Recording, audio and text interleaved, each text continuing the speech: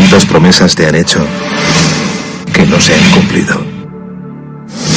Yo no te prometo un gran sueldo. Te prometo un trabajo fijo. No te prometo que siempre sea como el primer día. Te prometo que nunca te faltarán las fuerzas. No te prometo que todos tus compañeros resistan. Te prometo que se puede llegar hasta el final. No te prometo personas importantes. Te prometo personas que no saben cuánto valen. No te prometo que vayan a hacer caso de lo que digas. Te prometo que querrás repetirlo una y otra vez. No te prometo la comprensión de los que te rodean. Te prometo que sabrás que has hecho lo correcto. No te prometo que te vayan a pedir ayuda. Te prometo que te necesitarán. No te prometo una decisión fácil. Te prometo que nunca te arrepentirás. No te prometo un trabajo perfecto. Te prometo formar parte de un proyecto inolvidable. No te prometo que siempre vayas a obtener resultados. Te prometo que tu trabajo dará mucho fruto. No te prometo que vayas a tener grandes lujos. Te prometo que tu riqueza será eterna. No te prometo que siempre vayas a poder ser valiente. Te prometo que tu amor será más fuerte que el mío. No te prometo que puedas acabar con el dolor, el sufrimiento y la injusticia. Te prometo que estés donde estés, llevarás esperanza. No te prometo el reconocimiento del mundo. Te prometo una palabra eficaz. No te prometo seguridades humanas. Te prometo la certeza de que has sido elegido. Y te prometo que alimentarás al mundo.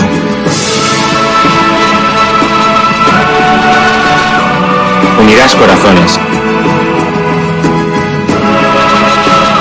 Acompañarás a los que sufren. Confirmarás a los que quieren ser fuertes. Experimentarás con ellos la verdadera alegría. Sumergirás a los hombres en la verdad. Y serás sacerdote, testigo de Jesucristo.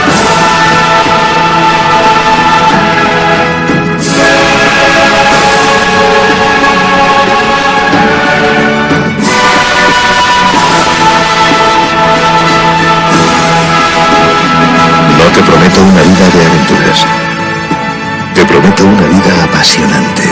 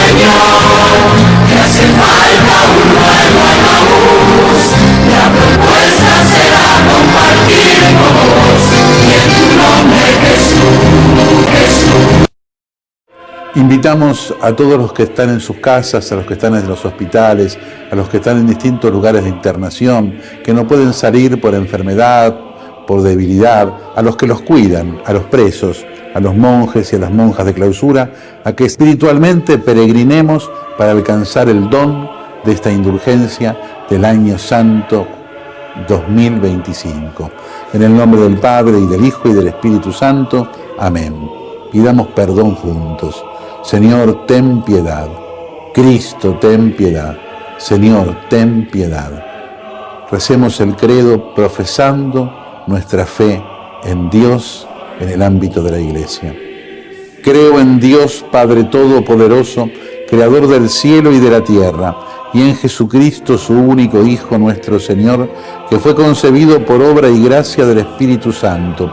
Nació de Santa María Virgen, padeció bajo el poder de Poncio Pilato, fue crucificado, muerto y sepultado, descendió a los infiernos, al tercer día resucitó de entre los muertos, subió a los cielos y está sentado a la derecha de Dios Padre Todopoderoso. Desde allí vendrá a juzgar a vivos y a muertos. Creo en el Espíritu Santo, la Santa Iglesia Católica, la comunión de los santos, el perdón de los pecados, la resurrección de la carne y la vida eterna. Amén. Delante de Jesús, mirando a Jesús en el sagrario, le pedimos que venga a nosotros. Señor Jesús, no puedo recibirte ahora con la hostia consagrada, pero te pido que vengas espiritualmente a mi corazón. Jesús, quiero permanecer siempre con vos. Recemos por el Papa y por las intenciones que lleva en su corazón. Padre nuestro que estás en el cielo, santificado sea tu nombre. Venga a nosotros tu reino, hágase tu voluntad en la tierra como en el cielo. Danos hoy nuestro pan de cada día. Perdona nuestras ofensas, como también nosotros perdonamos a los que nos ofenden. No nos dejes caer en la tentación y líbranos del mal. Amén. Y a la Virgen le confiamos nuestra vida, la saludamos, le pedimos que nos siga cuidando para vivir siempre en la esperanza. Y que a todos los bendiga Dios, que es Padre, Hijo y Espíritu Santo. Amén. Amén. El peor analfabeto es el analfabeto político. No oye, no habla, no participa de los acontecimientos políticos. No sabe que el costo de la vida, el precio del poroto, del pan, de la harina, del vestido, del zapato y de los remedios dependen de decisiones políticas. El analfabeto político es tan burro que se enorgullece y ensancha el pecho diciendo que odia la política. No sabe que de su ignorancia política nace la prostituta, el menor abandonado y el peor de todos los bandidos, que es el político corrupto, mequetrefe y lacayo de las empresas nacionales y multinacionales. El padrón actual de los ciudadanos argentinos habilitados para votar está aproximadamente en 36 millones de personas. Solamente contando a todos los partidos políticos hay 8 millones de personas afiliadas. Es decir, que estamos hablando un poquito más de la cuarta parte, para entendernos divididos en cuartos, prácticamente solamente contando a todos los partidos políticos vigentes, una cuarta parte de la población está activando, o por lo menos afiliada, a un partido político. Y por eso quizá también podamos entender por qué tenemos a un hombre de presidente que llegó sin partido político, que llegó sin plataforma, que llegó en realidad sin nada, un outsider, como lo llaman usando un giro expresivo inglés, a este actual presidente de la República.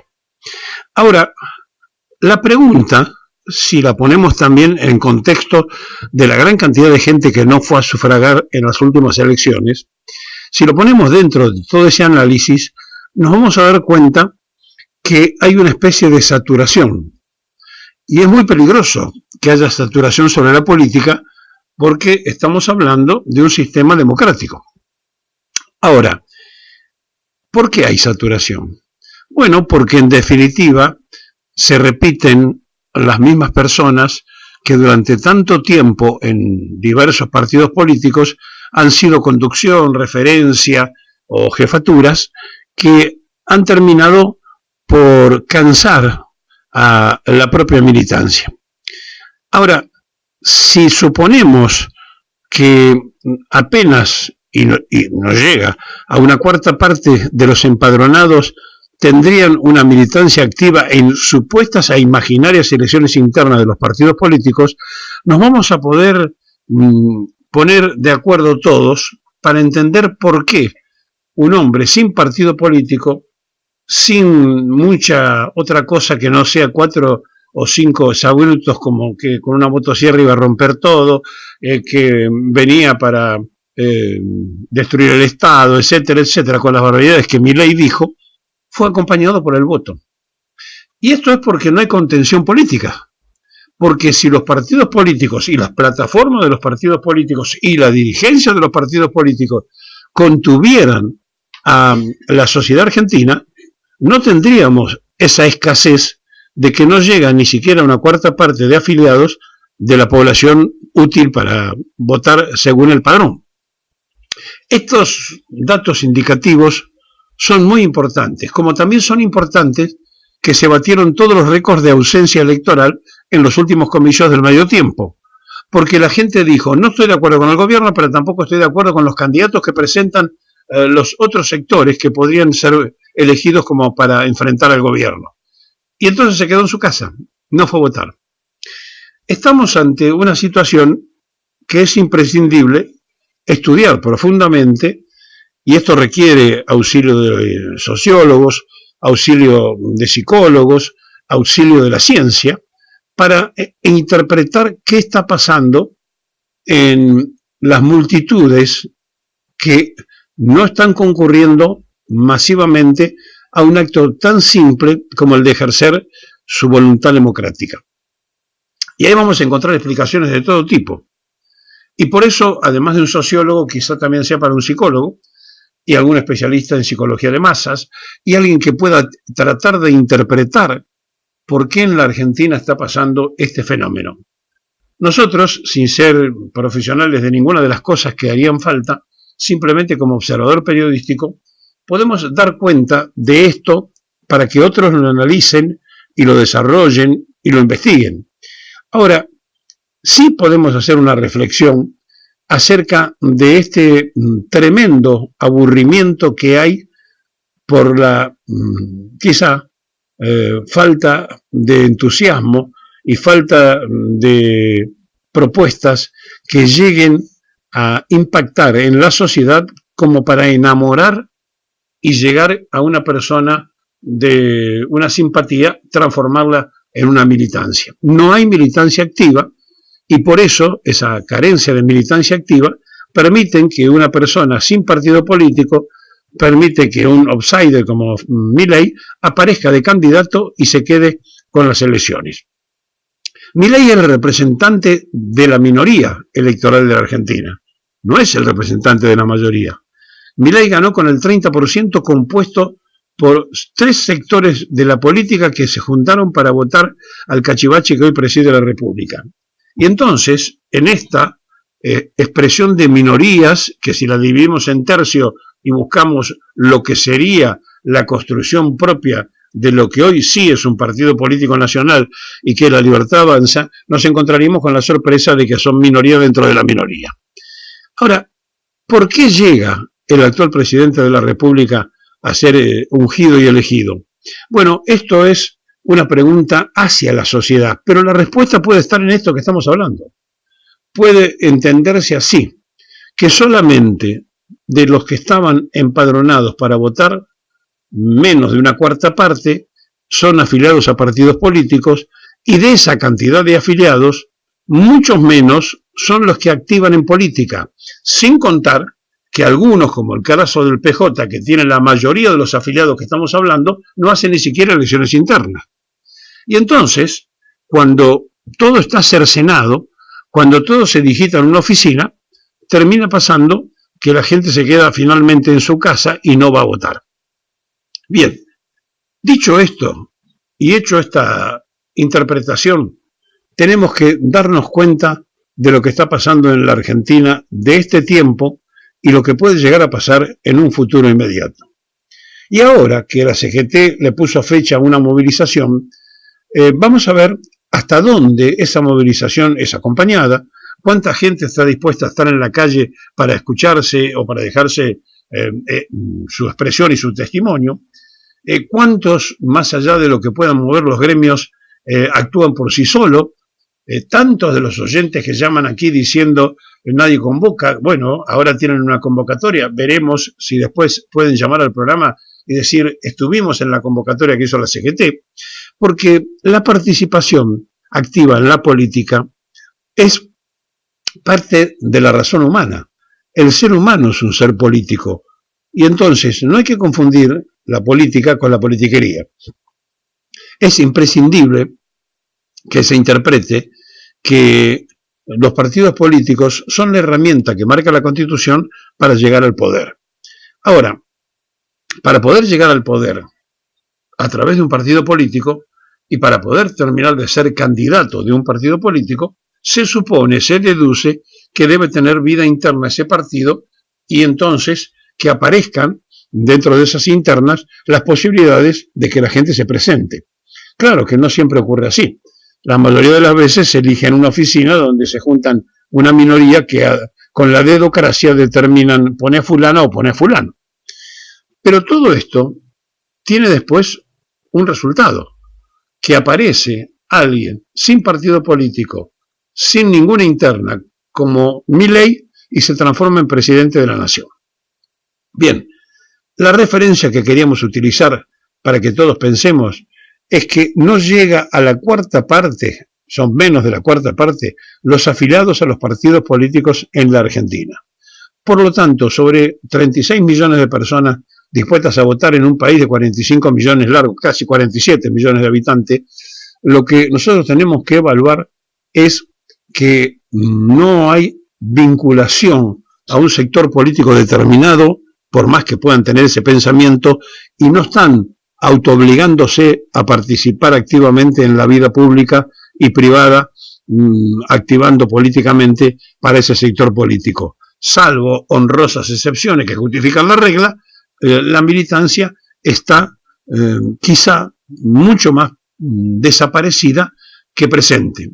Y entonces allí tenemos una respuesta de por qué un outsider, por qué una persona irrepresentativa de los sectores aparece de pronto de la nada y lo sientan en el sillón de Rivadavia. Bueno, la Argentina, de 47 millones de habitantes largo, tiene un padrón de 36 millones de votantes. De ahí no llegan a la cuarta parte los afiliados a los partidos políticos con voluntad de activar, militar y obviamente ser candidatos que presenta cada agrupación. Y a lo mejor allí está la respuesta. La falta de actividad, de atracción, de participación en la militancia política tiene como resultado el cachivache que sentamos en el sillón de arriba. Sí, aquí esto es como decía el Dr. House, ¿no? El problema aquí es que todos mienten. Entonces muchas veces es difícil determinar lo que hay. Cuando habla Trump de ingresos por aranceles lo hace para intentar convencer a sus propios agricultores que van a perder cuota de mercado respecto a unos productos del sector primario argentino. El caso de la carne es más evidente, pero no solo. Veremos lo que sucede también con el tema de la soja, que son muy importantes para la propia producción norteamericana y por lo tanto un acuerdo comercial ahí pues va a afectar a las propias bases que le votaron a Trump. Y luego con respecto al rescate financiero, esto está un poco cantado, ¿no? A ver, los grandes bancos de Wall Street, ¿qué hacen? Deciden dar marcha atrás en el programa de préstamos prometidos al gobierno de Milei, porque recordemos, aquí había como dos líneas, ¿no? El Tesoro dijo, bueno, yo pongo 20.000 millones en una línea de swap, en una línea de divisas, que básicamente lo que consiste es compro pesos para mantenerlos sobrevalorados a costa de una pérdida que va en la cuenta de los contribuyentes norteamericanos. Pero bueno, le compensa el Tesoro. ¿Por qué? Porque a cambio de esos 20.000 millones, no, pues firma un acuerdo, prácticamente un cheque en blanco para poder extraer lo que quiera, lo que necesite de Argentina en cada momento y lugar. Eso por un lado, ¿no? Aquí no voy a insistir porque he hablado mucho de ello y yo creo que todo el mundo sabe cuál es mi opinión. Luego, con respecto a la otra parte, lo que nos decían es, no, es que la banca de Wall Street va a entregar 20.000 millones de dólares en préstamos para complementarlos con ese apoyo financiero del Tesoro a la divisa argentina y a la deuda pública, y así pues el grupo dirigido por JP Morgan y que incluye otros gigantes como Citigroup y como Bank of America pueden garantizar que las industrias argentinas van a tener acceso a unos capitales que ahora mismo no pueden obtener porque a pesar de que Milei nos presente como tarjeta de presentación, y en parte con razón, una mejora de las cifras macroeconómicas, Argentina está fuera del mercado, Argentina está en default. Está con préstamos del Fondo Monetario Internacional y ahora también del propio Tesoro. Entonces, ¿por qué se niegan ahora los bancos a mantener ese programa de préstamos en su versión inicial? Porque ellos pidieron precisamente al Tesoro de Estados Unidos que se comprometiera a garantizar la devolución de los mismos, porque saben que Argentina no se puede comprometer, que era la condición que puso Jamie Dimon para dar luz verde a esa macrooperación financiera. Pues a mí la duda que me queda, que todavía no está claro, es determinar si estos grandes bancos ya sabían que el programa se iba a modificar y callaron, y en realidad fue una operación de propaganda para conseguir que el partido de Milei salvara el match ball electoral, o si la marcha atrás se produce por la negativa del Tesoro a avalar estas 2 decenas de miles de millones de dólares, que es lo que tiene que hacer. Es decir, el Tesoro de Estados Unidos no puede avalar a la banca privada que realiza una serie de préstamos en un tercer país, porque entonces ya estaríamos hablando de que la banca estaría trabajando directamente para el Pentágono, que en buena medida podría ser así, ¿no? Que en teoría un dinero que iba a impulsar la actividad empresarial del tejido industrial argentino. Entonces, antiguos funcionarios del Tesoro han criticado públicamente, primero, la falta de transparencia de este plan. No sabemos realmente cuántos pesos ha comprado el Tesoro, diciendo que, oiga, esto cuando lo hemos hecho en alguna otra ocasión, no muchas. Por ejemplo, en México, en la década de 1990, se hacía con ciertas luces y taquígrafos. Por cierto, un rescate a otro país cuyo gobierno pues tenía muchas cuitas con elementos corruptos. Entonces, ahora la banca de Wall Street lo que dice es, no, 20.000 no. Os vamos a dar 5.000, pero no vamos a dar 5.000 a empresas argentinas.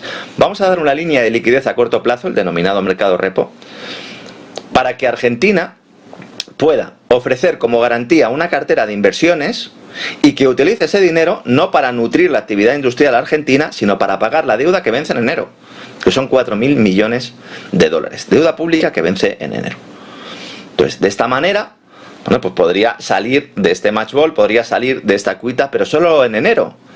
Con lo cual, la espada de Damocles se mantiene y pende sobre la cabeza de la Hacienda argentina, que no puede salir al mercado, como digo, por esa situación de default permanente. Entonces, la idea es que Milei, después de este vencimiento, pacte con la gran banca norteamericana aumentar el endeudamiento argentino en miles de millones de dólares adicionales para así devolver ese dinero que le prestan a corto los bancos de Estados Unidos, con un elemento adicional del que nadie habla.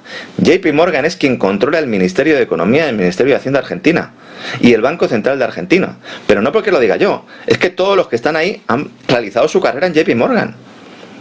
Es que cuando se fueron a producir las elecciones y JP Morgan celebró su cumbre anual allí y llevaron a Tony Blair, que es también miembro del Consejo Internacional del Banco, en prensa argentina esto se destacaba, pero aquí no. Es decir, JP Morgan ha comprado el gobierno argentino, sin poner un euro, sin poner un dólar, sin poner un peso. Entonces, al final, la supervivencia financiera de Argentina, y con ello la supervivencia del gobierno de Milei, sigue presentando muchísimas incógnitas y sobre todo nos hace ver cómo élites financieras e industriales norteamericanas no van a soltar la presa, ahora que la tienen bien cogida por el cuello. Sobre todo porque, como dijo Trump, en el momento en el que no se haga lo que se establece desde Washington, incluso si la gente vota a otro que no sea Milei, se retira toda la asistencia financiera y tendríamos otro episodio más de suspensión de pagos oficial argentino. Esta es la otra vertiente. Antes hablábamos de la militarización del Caribe, el uso de las armas. La otra es el uso del chantaje económico. Unos lo llevan mejor, como Bukele, que parece encantadísimo, y otros lo llevan mucho peor, como Argentina. También hay que decir que Bukele tiene apoyo popular porque ha conseguido eliminar la delincuencia. Ahora lo ha hecho a mano de hierro y utilizando determinados mecanismos que de democráticos tienen más bien poco. Es verdad que la situación del Salvador de partida era muy complicada, pero cuidado con los acuerdos a los que está llegando Bukele, que no dejan también de poner en manos de la banca norteamericana y sobre todo de las tecnológicas norteamericanas el futuro de su país. Hay mucha intrahistoria de la que no se habla y es verdad, insisto, que hay países como estos que estoy mencionando que vienen de tener problemas tremendos y yo entiendo que la gente tienda a confiar en El Salvador que viene, pero no hay que pensar que los que vienen siempre son los buenos, porque buenos me parece a mí que no hay ni uno. No hay ni uno. Estamos asistiendo en vivo a cómo se construye un candidato, efectivamente, cómo se inventa un candidato. la verdad que vamos a volvernos expertos en estas temáticas, porque ya lo vimos a Javier Milei, ¿no? Lo vimos crecer, era un bebito, lo llevaba Fantino al programa. Un bebito está siendo un poco impresionante. Impresionante. Lo vimos que se acercaba, consiguió una banca, no podíamos creer. Medía bien, algunos decían, esperen, baja la espuma, este experimento en Argentina no va, nosotros acá somos de la política. Llegó a presidente. Algunos de este lado decían, lo tenemos que levantar. Algunos, bueno, en gran medida el peronismo hizo lo suyo para que efectivamente Javier Milei llegara hoy a la presidencia. Y estamos asistiendo ahora, seguramente a vos te llegó también, hasta hace 2 días no lo conocías, no habías escuchado nunca hablar de Dante Gebel sin U en realidad, ¿no? Y de repente por todos lados, titulares, reels, programas de televisión, entrevistas cerrando la grieta, tiene programas de TV, programas de radio, obra de teatro, se pone la banda presidencial y vos lo mirás y decís, ¿pero qué es esto? ¿Quién es? Es el nuevo experimento. ¿Tiene un productor al lado? Tiene un productor al lado, Mario Pergolini, que lo acompaña tanto en lo que es la obra de teatro, Mario Pergolini. Voy a empezar a tirar algunos nombres y un poco de eso recorrido, como para que más o menos sepas en qué lugar del espectro político podrías ubicar a Dante Gebel. Dante, en principio, vive en Estados Unidos, te aviso. ¿Añorabas un candidato de Estados Unidos en Argentina? Bueno, parece que a 2 años de las elecciones presidenciales ya están pensando en que Gebel podría ser un buen candidato y tienen quien lo anuncie. Vive mayormente en Los Ángeles, allí tiene una iglesia que es muy importante, viene de la iglesia evangélica, otro dato que es muy importante. Genera divisiones hacia adentro de las organizaciones evangélicas en la República Argentina. No todos están de acuerdo, porque además una gran parte de estas iglesias jugaron fuerte y juegan fuerte con Javier Milei. Pone muy nervioso Gebel a los libertarios. Salió el Gordodán a decir, no, pero esto no es espontáneo como fue lo nuestro, esto es un invento, no les va a funcionar. Genera cierto nerviosismo. Pero no solamente aquí, hay sindicalistas que creen que es una buena idea inflar a Dante Gebel para que sea candidato a presidente o mostrarlo como presidenciable. Lo mismo en algunos sectores del peronismo. Un influencer, un showman, un pastor. Esto es un experimento, el nuevo experimento de la derecha en Argentina, que por alguna razón cree que ya tiene que tener el candidato listo. Ojo con esto. ¿Por qué ahora? ¿Por qué 2 años antes de las elecciones creen que tienen que tener listo un candidato presidenciable? Dante Gebel tiene un programa de televisión en Canal 13. Canal 13, Grupo Clarín, La Corpo. Mario Pergolini es su productor. La Noche Divina, show, todo es muy show y muy a lo estadounidense, ¿no? Además La Divina y Dante, ¿no? La Divina Noche de Dante, claro, como la Divina Comedia, un tipo además que cree en los milagros. Pero además, atento, porque tiene un programa de radio. Pero no lo tiene en Radio Mitre, lo tiene en Radio 10. No, esperá. ¿Sí? Incluso algunos lo miran con mucha simpatía también desde ese espectro, pero mirá qué bueno que puedas contener todo. Pero además tiene una obra de teatro que se llama Presidente, con la que dice, visité 23 provincias, conoce más el país que el propio Javier Milei. Presidente visitó más provincias que el presidente. Que también tuvo una obra de teatro antes de ser presidente. También tuvo una obra de teatro antes de ser presidente. Las redes sociales de Presidente funcionan muy bien. Logró ordenar y engordar su rebaño en pandemia, ¿sí? A través de las transmisiones que hacía, transmisiones con su iglesia, que hacía a través de su canal de YouTube. Hoy llena estadios, el Gran Rex estuvo lleno, pasaron por allí más de 700.000 personas. En la red social Facebook tiene 5.6 millones de seguidores, millones en Instagram, millones también en YouTube, creo que son algo así como 3 millones de seguidores los que tiene en YouTube, y viene en este último tiempo mostrándose más flexible ante la posibilidad de ser presidente. No niega que le interesa la política, que en otros tiempos dice, a mí tanto no me interesaba, no me veía ahí, pensaba que era una cosa sucia, pero ahora creo que los buenos tenemos que empezar a ocupar lugares y yo creo que soy de los buenos. Entonces, allí está, preparado presidente. ¿Con quién se junta presidente para ver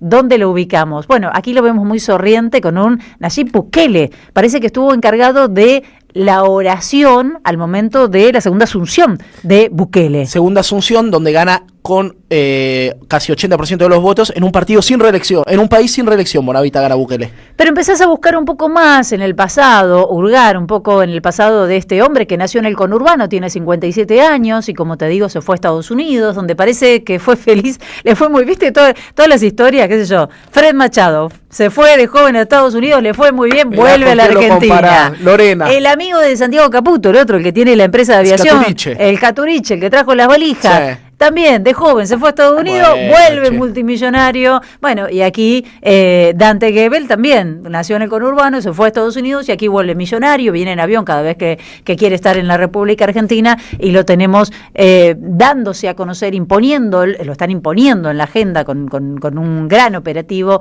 y presentándose como un posible presidenciable. Pero además, si hurgas un poquito más en el pasado noventoso, parece que Dante fue muy amigo de Palito Ortega y participó de la actividad política junto a Palito Ortega. Hay archivos periodísticos, incluso de esos momentos, y varias fotografías en los que se lo ve junto. ¿Solo con Palito Ortega? No solo con Palito Ortega. También con Daniel Scioli, el peronista Daniel Scioli, debo decir. No, el libertario Daniel Scioli. Libertario Daniel Scioli, pero en ese momento algunos dicen, ojo, porque en ese momento era kirchnerista, ni siquiera peronista, o sea, viste que hacen una división, más o menos. Bueno, parece que era muy amigo también de Daniel Scioli, y también tuvo una participación tratando de, ahí lo vemos junto en el escenario, lo subió al escenario en algún momento, tratando de llevarle también agua para su molino, ¿no? Ahí lo vemos Palito en una multitudinaria asamblea de evangelistas, lo subía al escenario, eso era lo que hacía Dante, lo subía al escenario,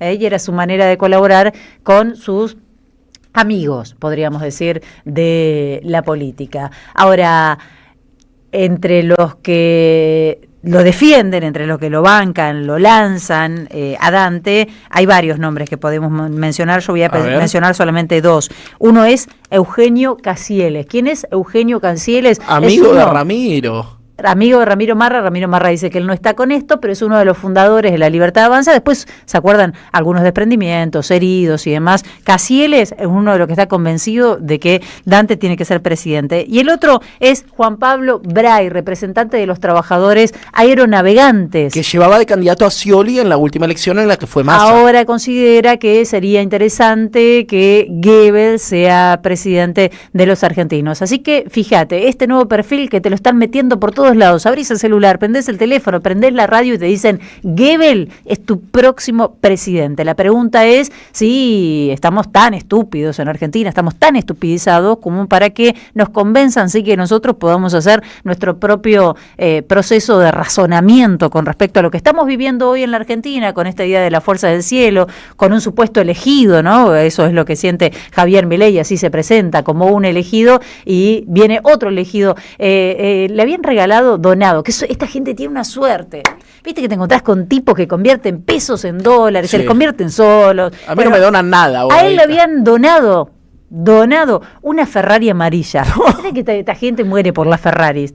Pero a mí no me donan ni un Corsa del 98, además. Y su explicación fue esta: ¿qué culpa tengo yo de ser tan bendecido por Dios?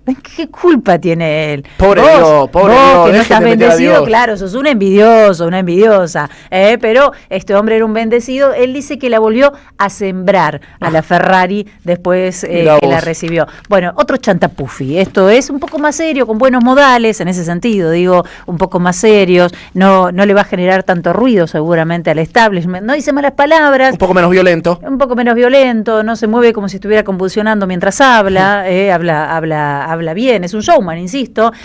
Parece que la derecha ya tiene un nuevo candidato para pensar el recambio de Javier Milei.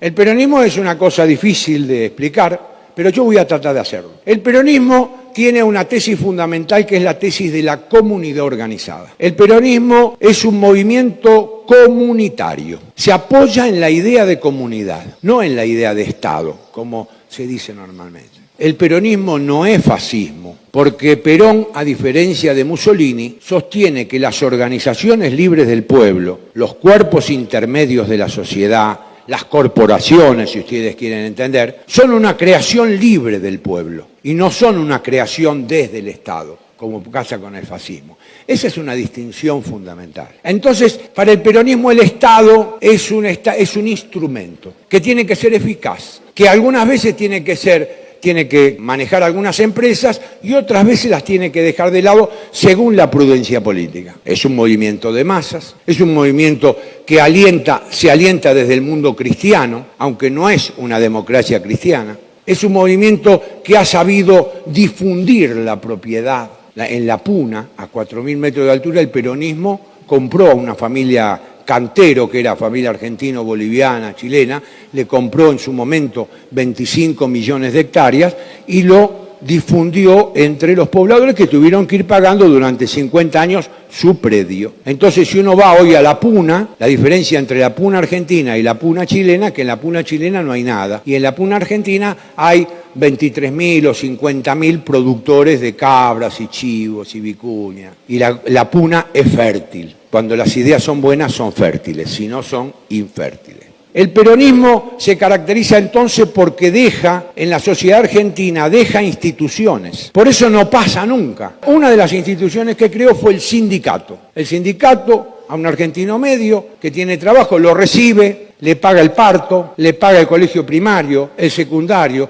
le da salud, la cobertura de salud toda la vida, le da la jubilación y un poco más porque estuvo afiliado, y también le paga el cementerio y la tumba, es decir, lo cubre al hombre. Más allá de las circunstancias políticas, esto es una riqueza de la sociedad, de la comunidad, decimos, ¿no? Entonces, ¿qué diferencia hay entre sociedad y comunidad? Que la comunidad plantea valores, la sociedad negocios. Por eso Marx en los manuscritos del 44 dice: el corazón de la sociedad es el negocio, pero no dice el corazón de la comunidad. Fíjese, hasta Marx se dio cuenta. Porque en la sociedad nosotros hacemos negocios y nos tratamos de cubrir porque van a venir los cheques sin fondo, a ver dónde nos van a perjudicar. En la comunidad no, uno participa de los valores. Esto es interesante y la sociedad contemporánea está reclamando una vuelta a la comunidad. El peronismo finalmente, ¿qué ha sido? Ha sido un movimiento antiimperialista, todos estos, ¿no? Todos estos, pero el peronismo sobre todo. El peronismo, por eso cuando Perón sale del poder, Churchill dice: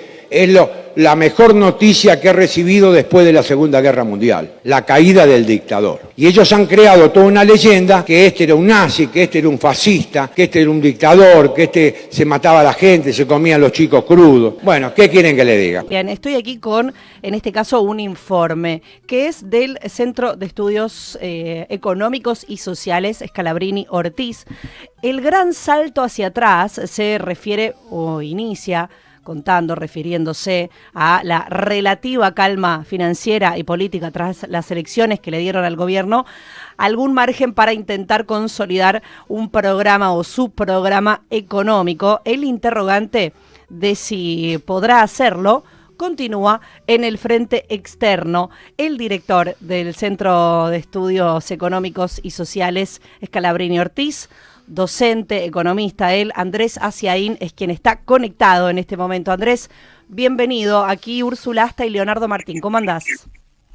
Hola, ¿qué tal? ¿Cómo están? Buen día. Muy bien, muchas gracias, Andrés, por este ratito. Feliz cumpleaños a la muchas radio. Gracias. A todos. Felicitaciones. Ustedes sin duda alguna son parte también de estos 20 años, así que muchísimas gracias también por este vínculo, ¿no? Que ha sido también a lo largo del tiempo. Andrés, queríamos conversar con vos en este momento un poco para que nos cuentes de qué se trata este informe que elaboraron desde el CESO y específicamente cómo estás viendo este programa económico, qué primeras directrices, trazos gruesos harías. Nosotros lo que planteamos es un poco la perspectiva de la coyuntura y más que nada hacia dónde va el gobierno, cuál es la dirección que le quiere imprimir a la política económica el oficialismo para el año próximo. Y en ese sentido nosotros vemos que el gobierno, con el resultado electoral y una estabilidad cambiaria muy frágil, ¿no? Muy atada con alambre porque está sostenida en un salvataje norteamericano, y están viendo cómo juntan para pagar la deuda en enero, tienen que juntarse $1.000 millones, recién van 1.500, salieron al mercado, consiguieron una tasa muy mala, de 9 puntos, 9,25, que es muy elevada, un costo de refinanciamiento muy alto. Por eso decimos que sobre una estabilidad muy precaria, pero que el gobierno cree que con sus alianzas internacionales le va a permitir por lo menos seguir zafando, ¿no? La perspectiva, me parece, de cómo entender este programa económico no es como un programa económico que va a generar un proceso de crecimiento estable, sino una economía con algunos sectores que crecen, otros que caen, muy heterogéneos en sus resultados, y siempre a los parches y zafando con lo justo en negociaciones el sector externo. Pero aún así, con tanta fragilidad económica, el gobierno cree que está para dar un paso adelante y pasar de lo que es un programa sostenido en medidas coyunturales a institucionalizar en el país el proyecto liberal. ¿A qué nos referimos con esto? Nos referimos a que hasta hace poco el proyecto liberal más que nada avanzaba de la mano de un tipo de cambio barato, apertura importadora. Esto ponía presión sobre los empresarios y a su vez sobre la paritaria, porque por la competencia internacional los empresarios contenían paritaria, con el Estado también anclando salario y metiéndose. Pequeñas bajas de impuestos, algo de reducción de cargas patronales, que pensando más que nada una reducción de las jubilaciones, preparando una baja de las cargas para el sistema jubilatorio, y la destrucción de ciertos empresarios que el proyecto liberal juzga ineficiente, especialmente manufactureros, industriales. Este proyecto, que se sostenía en un programa económico con un dólar barato y una apertura importadora, ahora se lo quiere instituir legalmente, ¿no? Y para eso ¿Cómo sería eso? Y una serie de reformas, digamos. La reforma laboral viene a tratar de consolidar la baja de los salarios reales lograda con políticas coyunturales. La reforma tributaria viene a querer consolidar un Estado más chico con una menor carga impositiva sobre los empresarios. La reforma jubilatoria busca reducir los aportes, que está mezclada un poco con la laboral. Y por el otro lado, una serie de tratados de libre comercio, como el tratado con Estados Unidos, Unión Europea, Mercosur, que también consoliden la apertura importadora y la instituyan legalmente. Entonces decimos que el proyecto liberal quiere pasar a la institucionalización de su programa para hacerlo más perdurable en términos legales e institucionales. Bueno, un poco la pregunta que nos hacemos es si va a poder hacerlo. Recién hablabas de esta relativa calma financiera y política, de cómo mantiene el dólar un poco en una suerte de parches. Lo cierto es que hasta ahora el frente externo le sirvió como receta al gobierno en su lógica, por supuesto no al pueblo argentino, sino al gobierno. Lo vimos en la semana previa a las elecciones. Eso, Andrés, observás que puede sostenerse, es decir, si mirás el frente externo y ves cuáles son los intereses particularmente de los Estados Unidos, ¿le sigue sirviendo contener, sostener, estar al lado del gobierno de Javier Milei, por lo tanto a Milei darle ese respirador que necesita? Entendemos que sí. En principio, digamos, creemos que la apuesta es a sostener a Milei, más allá, digamos, que en las negociaciones se endurezcan y le saquen cada vez más, ¿no? Lo que estamos viendo ahora, para juntar la plata, que le iban a dar 20.000 millones de dólares, después 6.000, al final no le dan nada, y ese tiro y afloje yo creo que es una herramienta, porque, digamos, los Estados Unidos sabe que tiene a Milei comiendo en la mano, porque si lo suelta se cae, porque el programa económico no es sustentable y se sostiene con ayudas externas. Entonces, digamos, esa ayuda se la van pijoteando también para sacarle todo lo que pueden, ¿no? Por cada dólar que le dan, como lo vimos en las elecciones, ¿no? Le dieron 2.000 millones de dólares y se lo cobraron con un tratado de libre comercio que es básicamente una sumisión colonial totalmente unilateral. ¿No? Argentina se abre en todos los sectores, renuncia a cualquier barrera arancelaria, deja entrar los productos norteamericanos y acepta todas las normas de estandarización norteamericanas como propia. Penetra esto en el juego de los laboratorios nacionales, en el agro porque le quieren cobrar regalías por el uso de semillas. Bueno, jode un montón de sectores, y Estados Unidos a cambio de eso simplemente dice: vamos a ampliar un poquito el mercado de la carne para Argentina, pero sujeto a que cuando quiera Trump, mediante decreto, puede frenar las importaciones. O sea, un nivel descarado de unilateralidad en las concesiones, y eso es lo que uno ve, digamos, que Estados Unidos sabe que Milei está jugado y le va a sacar todo lo que pueda. El tema que no le saca la plata a Milei, sino que nos la saca a todos nosotros, ¿no? Eso lo digo. Andrés, ¿cómo andás? Leonardo Martín. Y en cuanto a los vencimientos de deuda que se vienen para Argentina para los próximos años, ¿vos pensás que va a poder refinanciar o que va a tener algún tipo de apoyo ahí? ¿O va a ocurrir como ahora, que a una tasa cada vez más alta va a poder ir cubriendo esos vencimientos? Y mira, lo que vemos por ahora es que todavía Argentina al mercado no parece poder acceder. El último intento fue bastante fallido. La tasa fue muy alta, el riesgo país subió.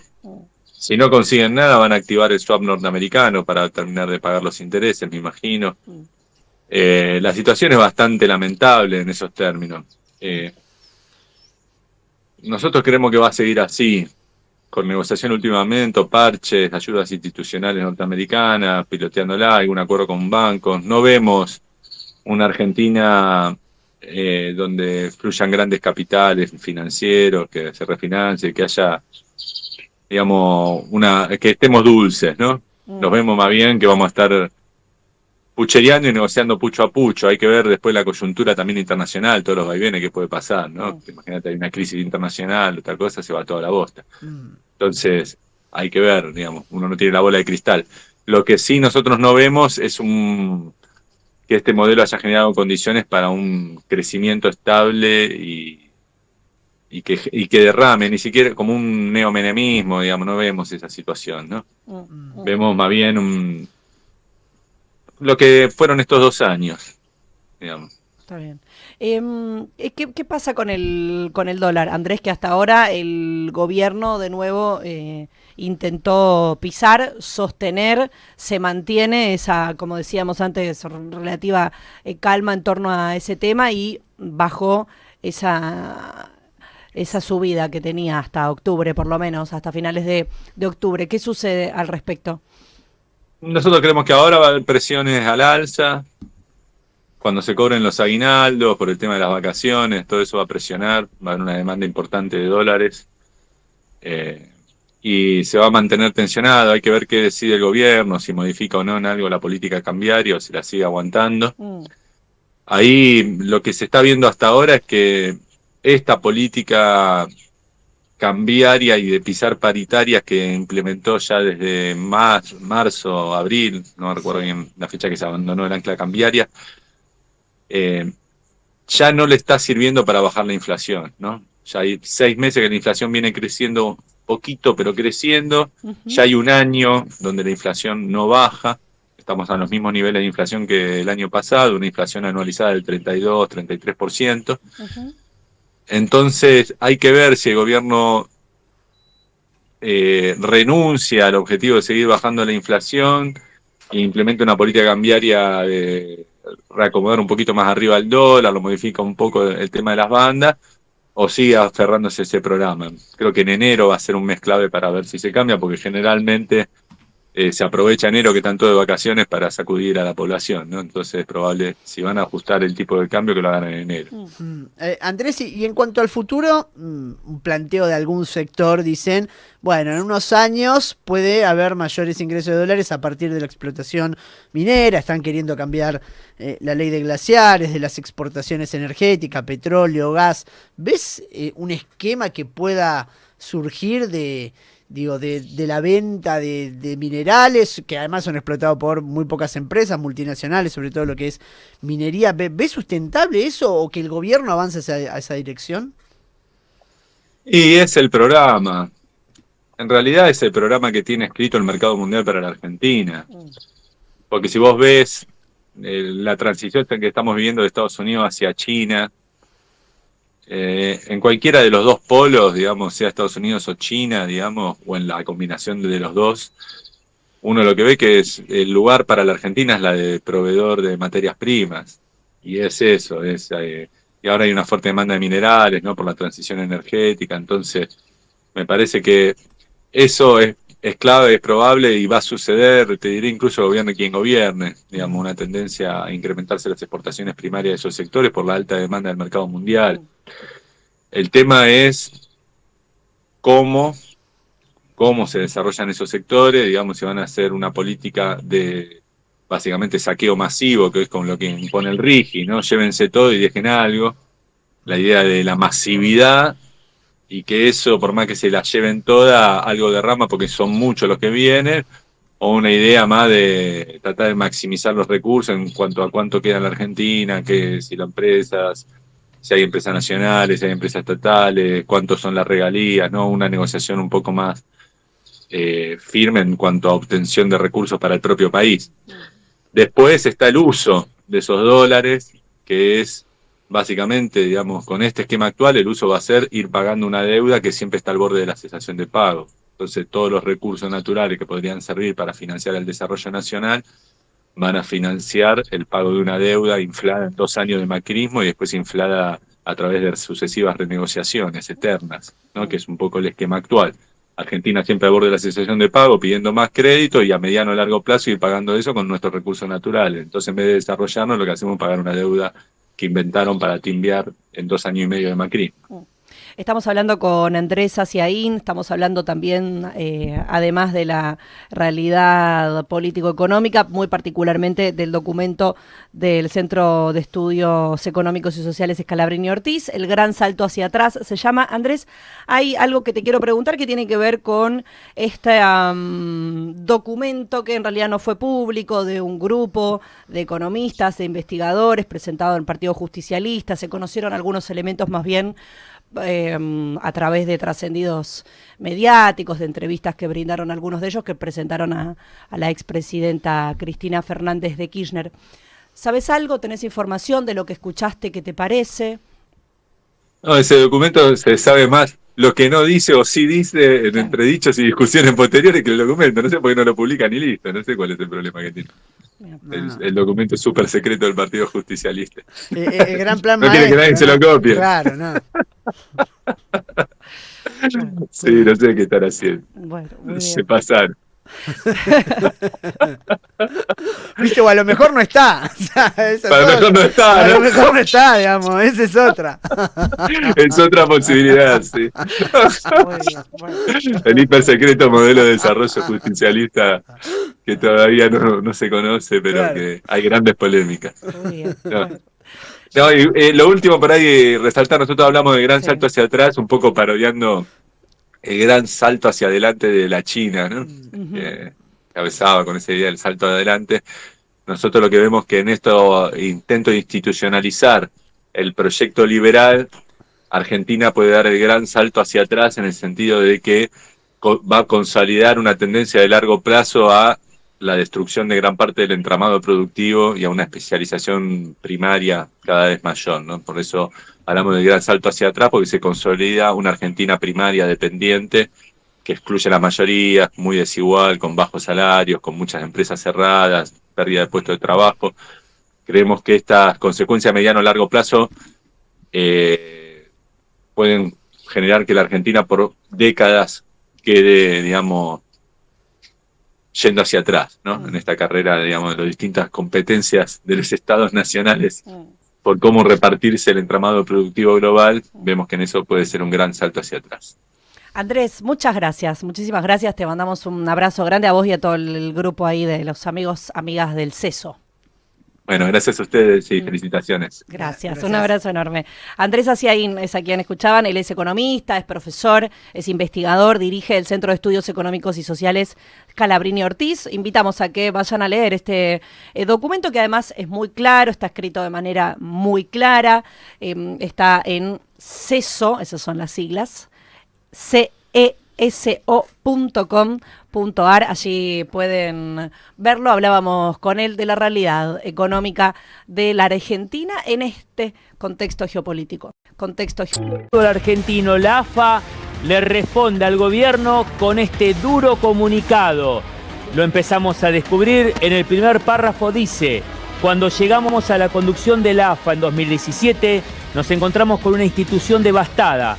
Económicamente, la Casa del Fútbol Argentino estaba desordenada, con deudas acumuladas y compromisos incumplidos con los clubes. La dependencia de recursos externos, como el programa Fútbol para Todos, había dejado a la asociación sin autonomía financiera y con una administración poco clara. Es un comunicado extenso, pero vamos a leer el final.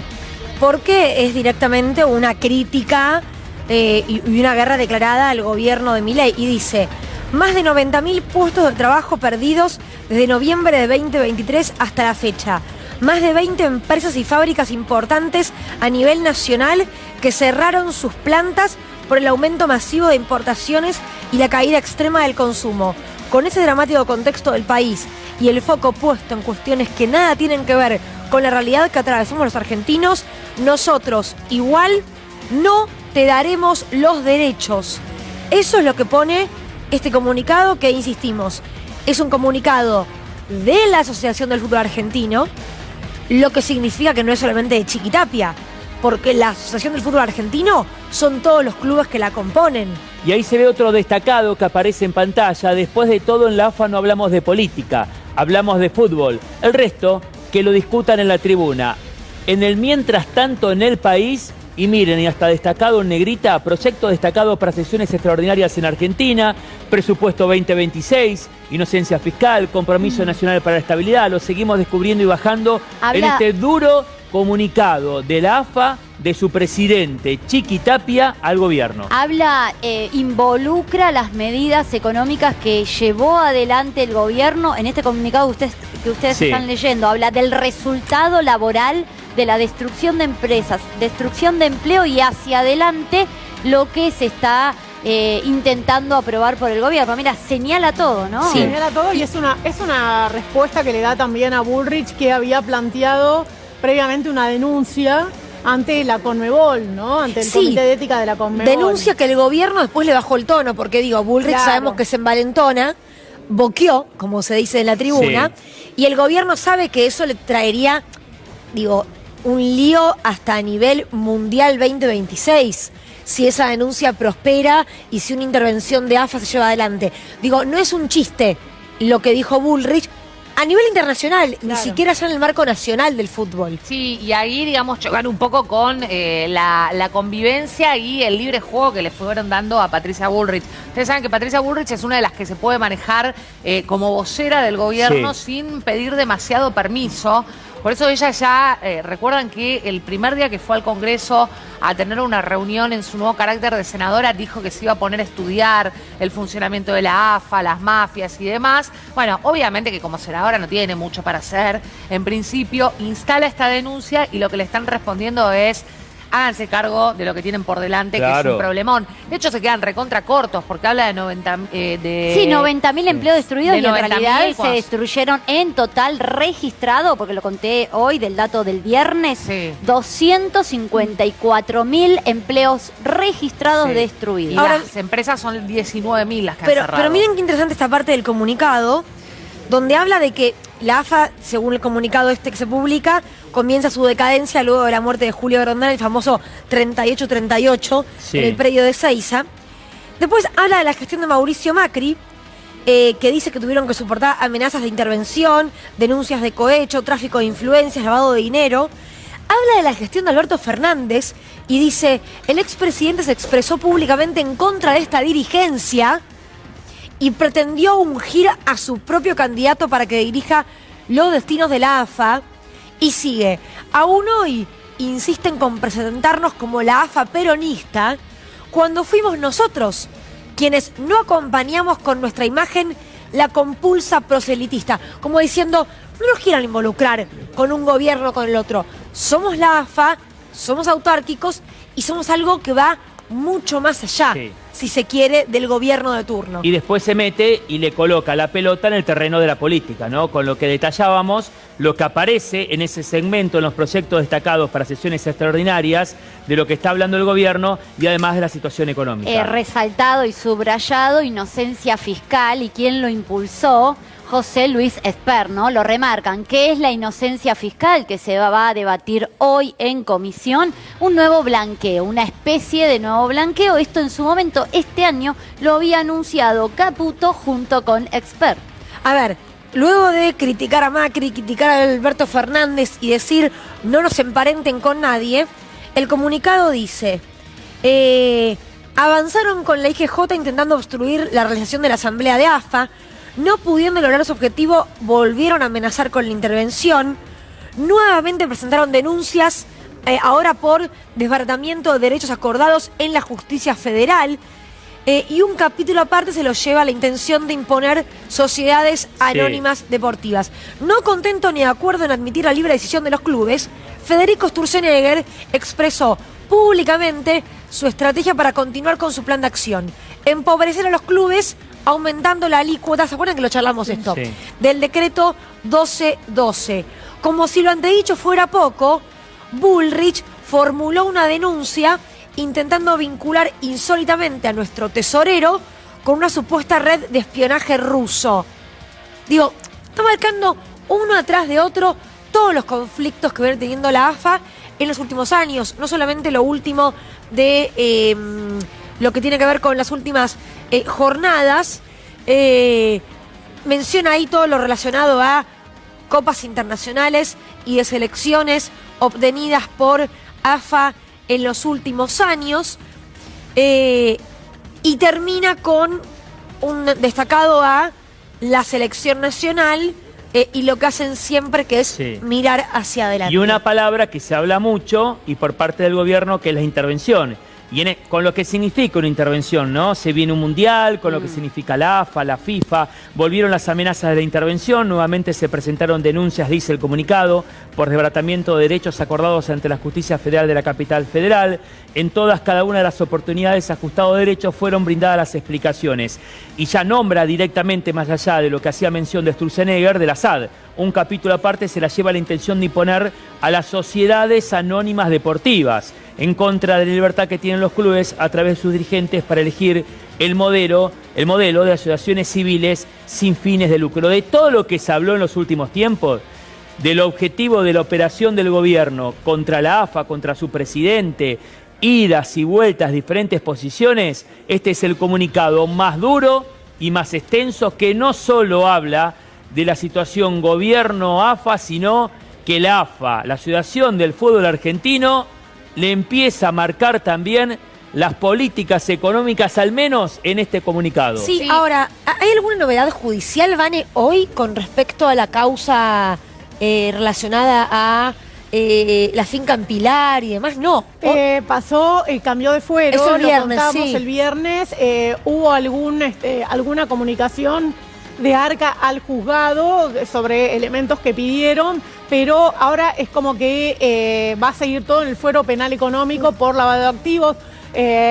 Acá lo que dice la justicia es que no hay delito, sino que no son funcionarios públicos los implicados. De hecho, hay un tuit también de Tobillino que remarca que la AFA no es un organismo público, no es un organismo del Estado, la AFA. Eso se lo remarca también a Bullrich, que hizo la denuncia. Y bueno, pasa todo al fuero penal económico porque justamente no hay funcionarios públicos que estén implicados en estas maniobras. Las causas siguen, hay varias investigaciones, una que está en el fuero penal económico ahora, las causas que tramitan en Lomas de Zamora también, que tienen ya más que ver con la financiera Surfinanzas, y bueno, la que está implicado por ahí más Tobillino y Tapia, porque se investigan ahí los testaferros. Mira, y mientras tanto esto forma parte del comunicado, lo seguimos subiendo, que le muestre y le pone tapa a la AFA al gobierno de nuestros clubes, de las copas internacionales, de nuestro fútbol. Podemos hablar también de fútbol, dice el comunicado, y le va marcando desde la última de Lanús en el 2025, la sudamericana de Racing también, y ni que hablar, mira, subí de las elecciones. Mirá lo que le muestra el comunicado de la AFA, femenina y masculina, hasta hace referencia del fútbol femenino, y va a terminar con el campeonato del mundo. Sí, y esto tiene que ver con un plan orquestado en la Casa Rosada de ir a fondo con la batalla cultural también, ¿no? Esto de, bueno, vamos a meternos con el sindicalismo, vamos a poner nuestro propio sentido común también en el fútbol, y avanzar y de criminalizar. Entonces, si vienen prestando atención en los últimos días, no, todo el tiempo las portadas de determinados medios están con todo lo que está pasando en relación a la AFA, ¿no? Hay ahí como una instalación de, ok, acá están las mafias, nosotros vamos a ir en contra de las mafias para ver si en alguna de esas carambolas sale esto que quiere Javier Milei, que bueno, es converger hacia las sociedades anónimas. hay una intención de intervenir de manera directa a la AFA y esa Claro. disputa, ¿no? Que no se le va a poder cumplir. Sí, porque ahí esto le ojo, puede traer igual. problemas. Yo digo, con lo de intervenir para mí no hay la intención en el gobierno. No, indirectamente sí. Lo que te dicen es de manera directa no se puede ir de ninguna manera. Pero es que de manera indirecta tampoco se puede. Ese es el tema. La FIFA es muy... Conmebol y FIFA son Sí, muy muy estrictos tajante, en el reglamento. claro. Digo, lo que dijo Patricia Bullrich de vamos a denunciar para que se investigue, ya podría implicar una intervención de facto. Sí, el otro día... Y de cara a un mundial, ya podría perjudicar a... Vas a estar el jueves en la marcha de la CGT. Vamos a acompañar, sí, vamos a acompañar. Vamos a acompañar el MDF y bueno, por supuesto que la provincia, porque hoy, te digo, repito, hay una situación de emergencia laboral, de pérdida de puestos de trabajo, cierre de empresas, caída de salarios y una perspectiva que viene así, va a seguir así. Y esta ley lo que parece es diseñada para generar un empeoramiento todavía mayor de condiciones de trabajo. Axel, ¿crees que hay chance de frenar este proyecto de reforma laboral, de cambiarlo?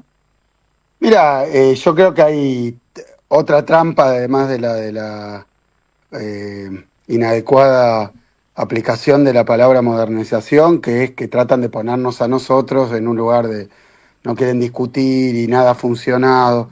Me parece que se puede llevar adelante una discusión, por supuesto que en esta ley no veo mucho de aporte en términos ni de nuevas modalidades del trabajo, ni para generar más formalidad laboral. No lo veo, pero bueno, se puede discutir. Ahora lo que yo te diría es que la escuchaba recién a Carolina Moisés, pretenden, me parece, trámite express, y creo que eso un poco muestra el carácter, a ver si pueden imponer una mayoría, y bueno, a ver, ya ha habido una reacción de diferentes organizaciones sindicales y también empresariales. ¿Vas a estar el jueves en la marcha de la CGT? Vamos a acompañar, sí, vamos a acompañar.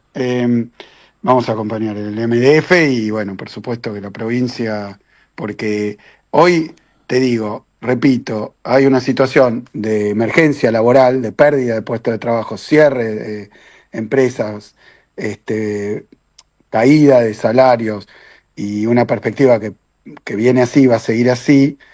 Y esta ley lo que parece es diseñada para generar un empeoramiento todavía mayor de condiciones de trabajo y salariales, cuando claramente, y esto era lo que te decía, que está reflejado en toda la experiencia y en toda la literatura sobre el tema, la creación de puestos de trabajo depende de algo que Milei no hace y no quiere hacer, y no pienso que haga, que es generar un modelo de desarrollo que implique el trabajo nacional, la industria nacional, la producción nacional, que absorba y genere oportunidades laborales. Es decir, que el desempleo, el empleo no depende, y esto está demostrado en la normativa laboral.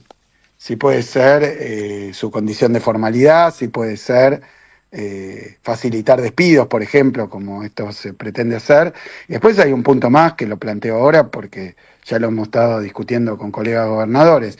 Esto implica modificaciones en impuesto a la ganancia sin consultar tampoco a las provincias, y que representaría una pérdida de recursos coparticipables para las provincias. Así que se van a reunir esta semana algunos gobernadores. Sí, hay varias. Hemos estado hablando, bueno, siempre, qué sé yo. Lo que ¿Tienen sea. el grupo de WhatsApp todavía? Sí, pero lo que trasciende en la prensa, yo te digo, hay contactos permanentes, porque obviamente con mucha preocupación, tanto por la situación que estamos atravesando, como por la caída en los recursos, como por medidas sin consultas que afectan el federalismo.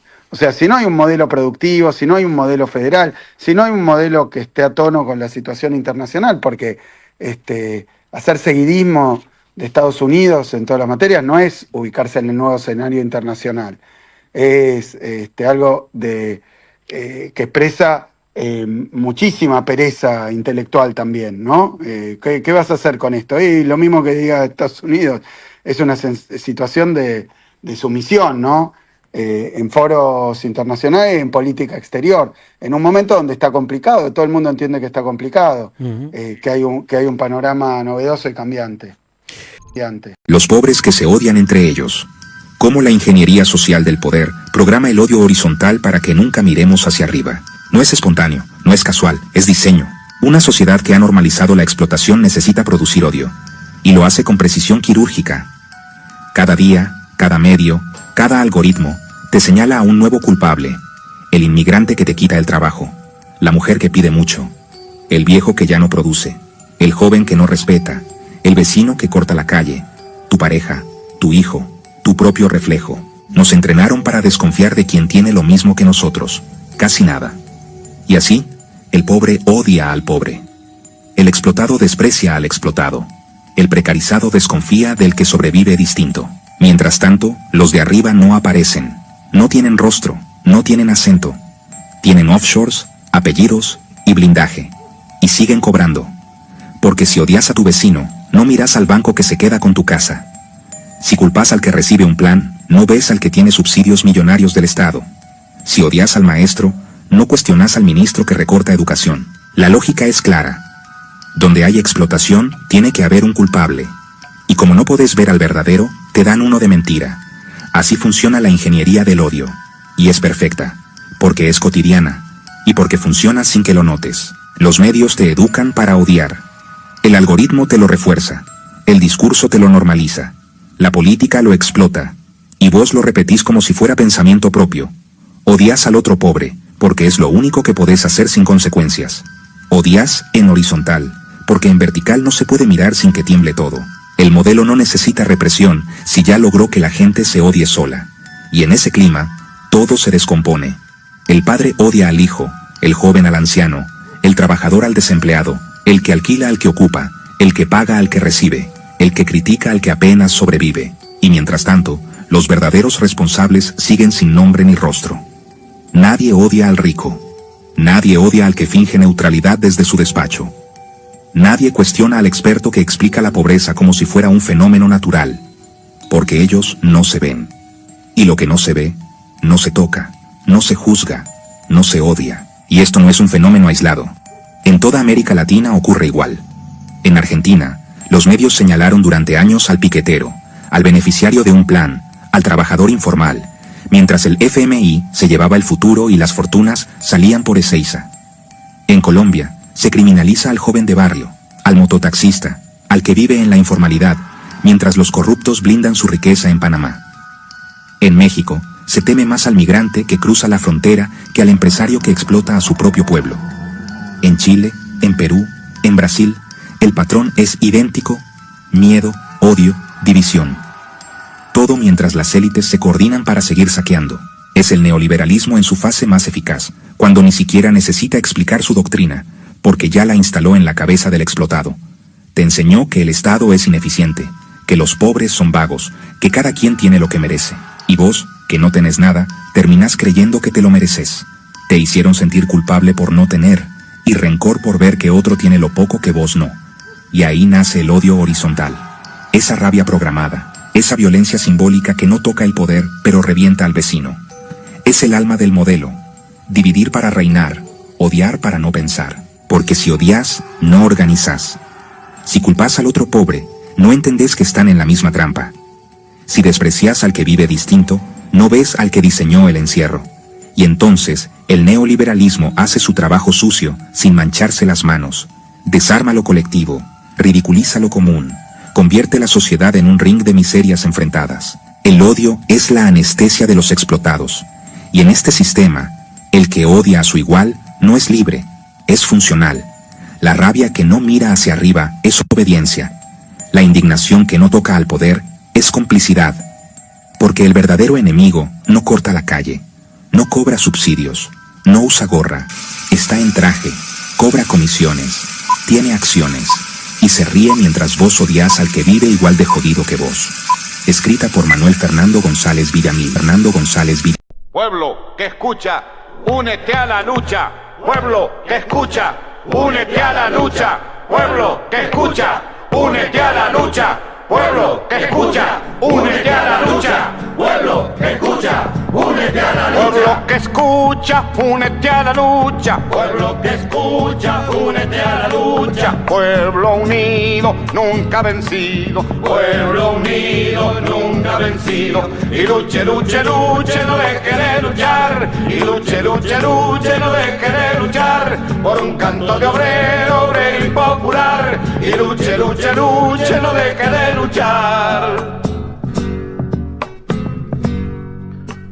Pobre el pobre que no luche, siempre callado nomás. Le han de robar su guitarra, nunca más ha de cantar. Y luche, luche, luche, no deje de luchar. Y luche, luche, luche, no deje de luchar. Por un canto de obrero, obrero y popular. Y luche, luche, luche, no deje de luchar. Pueblo que escucha, únete. ¿Qué cosas tiene mi pueblo que no las puedo callar? Cualquiera viene y le ofende y él calladito nomás. Pero guarda al que trampea, pero guarda al que le miente, porque mi pueblo no es tonto, porque mi pueblo es valiente, porque mi pueblo algún día cuando la sangre reviente habrá de salir cantando con un fusil en la frente.